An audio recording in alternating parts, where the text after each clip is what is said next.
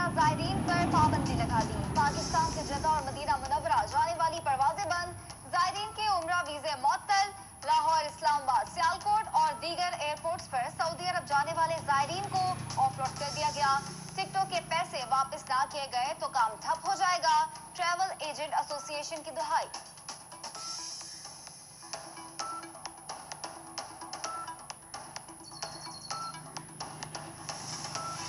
Corona virus کی پاکستان میں entry, Karachi اور اسلام آباد میں 2 افراد میں وائرس کی تصدیق۔ جامعہ کراچی کا طالب علم یحییٰ جعفری آئسولیشن وارڈ میں زیر علاج۔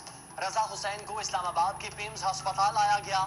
5 مشتبہ خواتین کے بھی ٹیسٹ۔ جہلم میں کورونا کے شبے میں خاتون سول ہسپتال میں داخل۔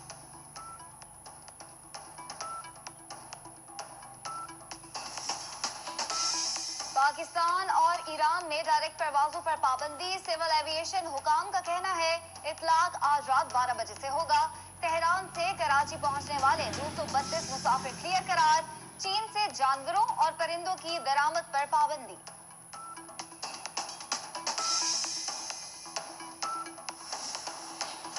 سندھ میں کورونا کو کنٹرول کرنے کے لیے ٹاسک فورس قائم، وزیر اعلیٰ سربراہ ہوں گے۔ مراد علی شاہ کہتے ہیں ایران سے آنے والے 1500 افراد کا ڈیٹا لے لیا، سب افراد کی 15 دن تک مانیٹرنگ ہوگی۔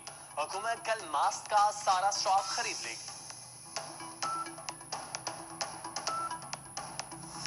پاک ایران بارڈر 5ویں روز بھی بند، دونوں طرف زائرین پھنس گئے۔ معاون خصوصی ڈاکٹر ظفر مرزا کا سختان کا دورہ، ایف سی ہیڈ کوارٹرز میں حفاظتی اقدامات کے حوالے سے بریفنگ۔ تورخم بارڈر پر بھی مسافروں کی اسکریننگ۔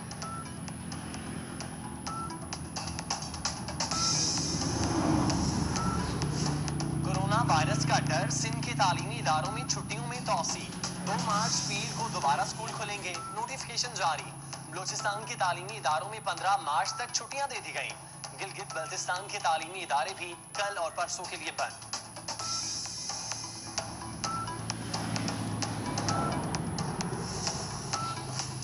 کورونا وائرس کے بعد مافیا سرگرم، کراچی، لاہور، راولپنڈی میں فیس ماسک کی قیمتوں کو پر لگ گئے۔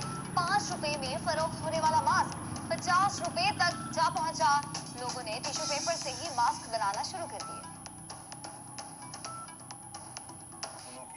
ہر کوورٹ اور اوورٹ سازش سے بخوبی آگاہ ہے۔ پاکستان کی مسلح افواج ہر میدان میں تمام خطرات کے خلاف دفاع وطن کے لیے ہمہ وقت تیار ہے۔ بھارت جو کھیل کھیل رہا ہے، پاکستان کی سول اور ملٹری قیادت اس سے بخوبی آگاہ ہے۔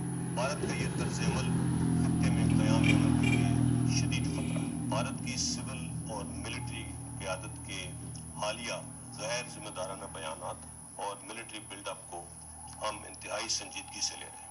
اگر اس خطے میں جنگ چھڑی تو اس کے ان انٹینڈڈ اور ان کنٹرولبل کانسیکوینسز ہوں گے، مگر یہ طے ہے کہ ہم ہر قیمت پر اپنی سالمیت اور خود مختاری کے دفاع کے لیے تیار ہیں۔ خطے میں جنگ چھڑی تو خطرناک نتائج نکلیں گے، ترجمان پاک فوج نے واضح کر دیا۔ کہتے ہیں 2 نیوکلیئر طاقتوں کی جنگ میں ناقابل تلافی نقصان ہوگا۔ کوشش ہے کہ امن کا راستہ اپنایا جائے، ہر وقت تیار ہیں، ملک پر آنچ نہیں آنے دیں گے۔ 27 فروری بھارت کی شکست کا دن، D G I S P R کی پوری قوم کو مبارکباد۔